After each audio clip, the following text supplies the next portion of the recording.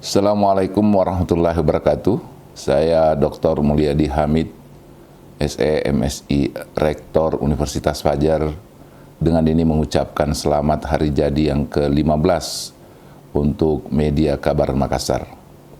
Selama 15 tahun, Kabar Makassar telah menjadi pilar penting dalam dunia informasi di Sulawesi Selatan, menyajikan berita yang akurat, tajam, dan terpercaya. Kehadiran Kabar Makassar tidak hanya mencerdaskan masyarakat, tetapi juga berperan sebagai mitra strategis bagi Universitas Fajar dalam menyebarkan informasi dan kegiatan-kegiatan positif di lingkungan kampus.